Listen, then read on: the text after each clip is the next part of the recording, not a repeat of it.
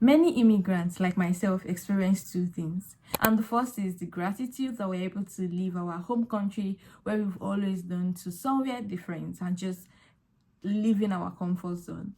And the second thing that most immigrants experience is that grief about what could have happened, what could have been possible if we stayed back home. Today, I'll be sharing with you some of the mindset shifts that I have had since I left Nigeria. It's almost 2 years, or about over 2 years outside of Nigeria. As we all know that growth sometimes does not come with comfort. So leaving our comfort zone is one of those things that expedites growth in life generally. Moving abroad trains you to be stronger than you may have ever imagined because no one is coming to your rescue. You quickly adapt to the new environment.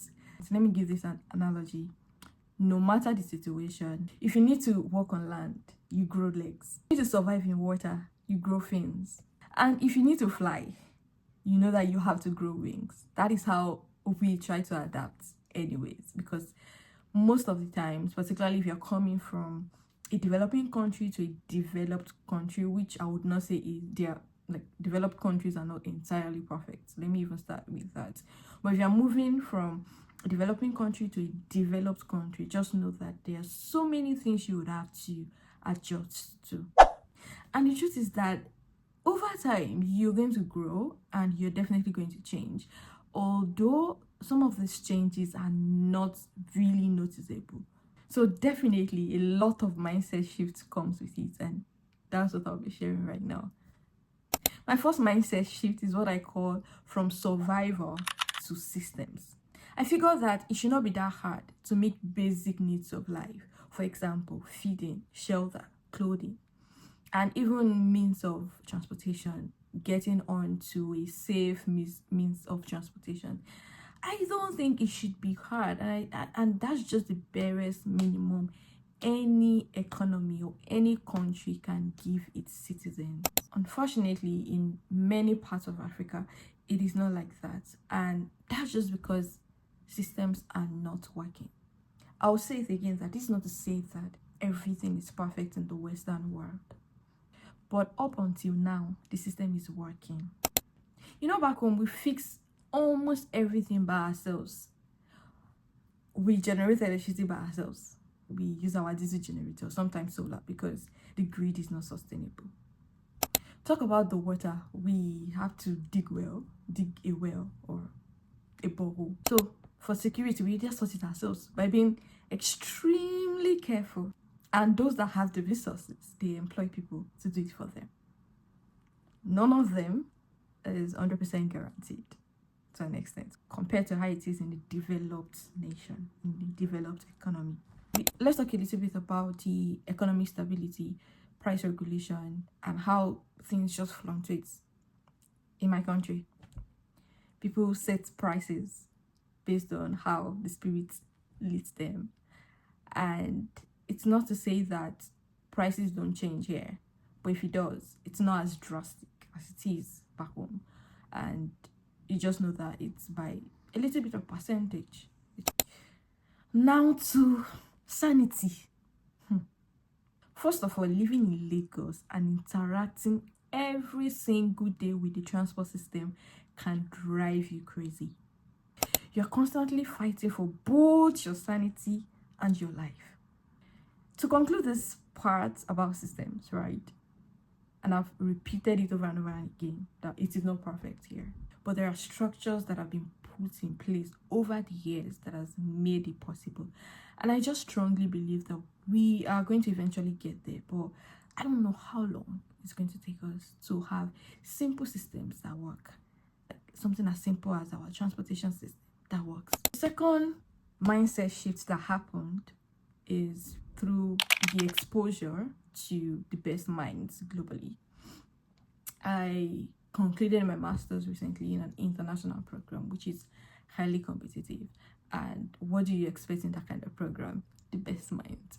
Because you're meeting with an international community generally, there is an advantage in terms of the perspective you gain, the knowledge you will gain, understanding of our differences in culture, in language, in accent, and all of those things. I think it does something to your mind, right? And you sort of realize that we're just humans, and we all go through similar struggles, no matter the race, no matter the religion. We have a lot of things in common, and this is what we should hold on to. We should appreciate our differences, of course. We should not ignore them. However, we should also understand that there are just some things that cannot be changed. The third point around my mindset shift is there is nothing like the fear of questioning authority. Maybe I'm exaggerating, but let's just streamline, or let's just come back to the academic space, which I was familiar with, right? Students can question or ask questions to get clarity, which is similar to back home, right? The next stage of this asking question is students can challenge their lecturers if they are wrong, or if they think what the lecturer is saying is not correct, which also happens back home, but not very common, right? Because of the cultural beliefs that you don't question your elders. So it's easy for students to disagree with the lecturer and nothing is going to come out from it. However, one has to, or they do it with respect. Just a few of them, honestly. And remember, I'm just speaking from my personal perspective. So everything I'm saying it from my own lens. So don't take it as also, systems are open to criticism, and they have that culture of surveys a lot here.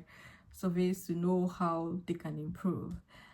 And maybe that is what has helped them so far in different aspects of their economy.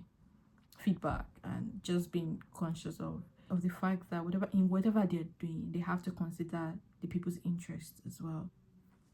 So when things don't sit well with you, you can speak up. I know people are doing it back home. So Gen Zs are already doing that. They are challenging the elderly ones. However, I'm not sure a lot of authorities in Nigeria are open to confrontations and them being accountable to whatever it is they've promised or said. Because people have spoken and they're not being heard. People don't really want to speak again, and those that were heard in the past, the outcome has not been that great for many of the situations. So the fourth mindset shift is working hard and playing hard. This is the one that I struggle to agree with. I struggle with finding balance, and I noticed that they don't joke with their breaks here. They don't joke with their holidays. Not at all. They're going to shut down everything. No one is opening any email because it's a holiday season. So they know how to work hard and play hard. I struggle with a lot of guilt when I have a lot to cover in my studies and there is an opportunity to go have fun. Most times I decline.